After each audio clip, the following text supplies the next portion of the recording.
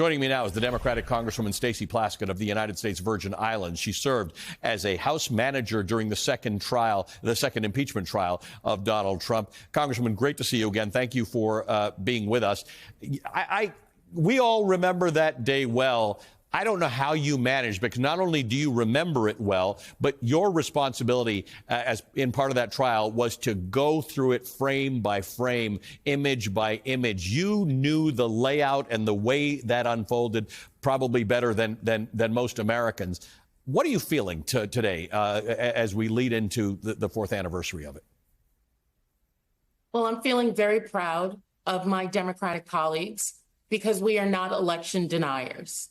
As our leader, Hakeem Jeffries, stated when we had the speaker race just a couple of days ago, there will be no election denying on the part of the Democratic caucus. And while we are not happy with the consequences of the election, elections have consequences, and Donald Trump will be sworn in as our next president. And then we will go about the business of trying to protect the rights of all Americans, as well as the social fabric and all of the benefits that Americans have, whether that's our veterans, our elders with Medicare, Social Security, which the Republicans have threatened to take away. That's what I've been thinking about this time, that I'm so grateful for individuals like yourself, Ali, who are reminding of us of the importance of the rule of law, and those like my good friend Chris Wray, who I worked with as a member of a Republican administration, who are trying to keep the law.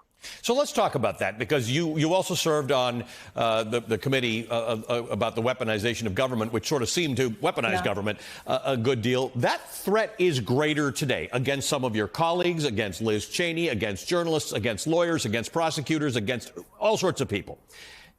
If we are continuing our march down the road of preserving democracy, which we are, you are, we are, what does that look like? If you're not an American who's targeted, how do you continue that march for democracy on behalf of those who are and will be over the next 2 to 4 years? Well, what I tell my own constituents who approach me and ask me, am I afraid because I had been an impeachment manager? I would not have the freedoms that I have today if there were not my ancestors, Virgin Islanders, who stood up against the King of Denmark and, D. Hamilton Jackson, or individuals who fought for our emancipation here in the islands, that we cannot sit back and accept things just because we are afraid of what might be taken away from us.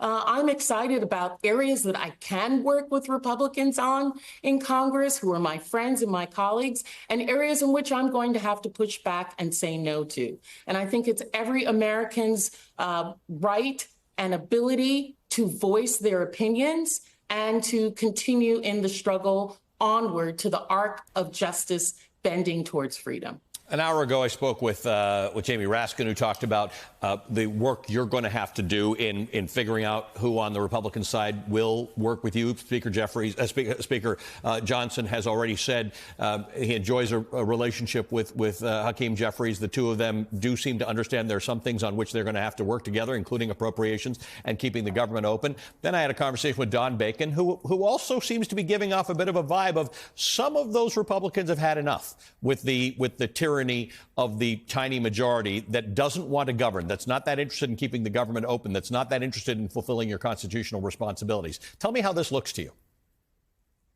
I think that's exactly true. I was standing next to Leader Jeffries when Mike Johnson came up and spoke to him about, okay, I think we're ready for this second vote. I had a conversation with Speaker Johnson as he was being appointed, talking with him about areas in which I, on the Ways and Means Committee, are going to be working. And interestingly, Ali, after I got up and spoke about people from the territories not having the ability to vote, while all of my Democratic colleagues stood up and cheered, there were actually some Republicans who approached me afterwards and said, this is an issue that I feel concerned about, that individuals who are living in the territories and our veterans and others who are paying taxes are not getting their full rights. So there will be quietly those Republicans who are going to want to work, want to move on, who have to respond to their constituents, and who are exhausted with the fight and want to do right by the American people. I believe that.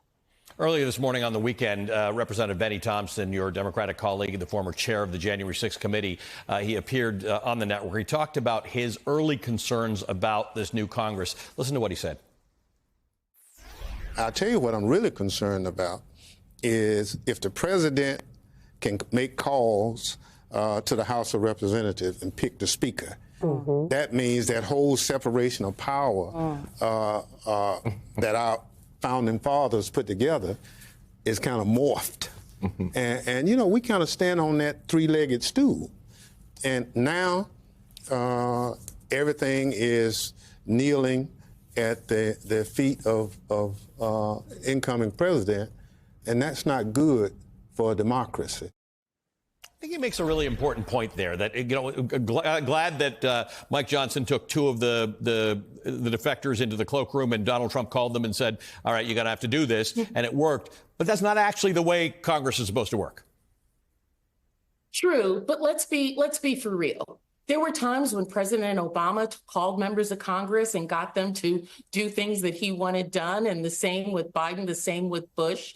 I think that now we have such an outsized influence of not just President Donald Trump, but individuals like Elon Musk and others who are, in fact, trying to call the shots. But I think that you saw in that last continuing resolution that there were Republicans who were going to push back. Because remember, Donald Trump wanted them to raise the debt ceiling. And there were almost 50 Republicans who said, no, we do not want that. We are not going to allow that. And I think that there are going to be areas in which President Donald Trump is just going to go too far, and Republicans en masse will have to be against him. You know, Trump wanted another individual to be the leader of the Senate, and that did not pan out as well. And so where there are areas where we can meet in private and have discussions and bring to the floor bills and resolutions and measures that are going to be for the American people, I think you're going to see that he's not going to have the enormous amount of power that he would like to have. Democratic Representative Stacey Plaskett of the U.S. Virgin Islands, thank you for your service to the country. Thank you for all you did in letting us understand how January 6th unfolded. Thanks for being a great friend to our show. Stacey Plaskett of the U.S. Virgin Islands.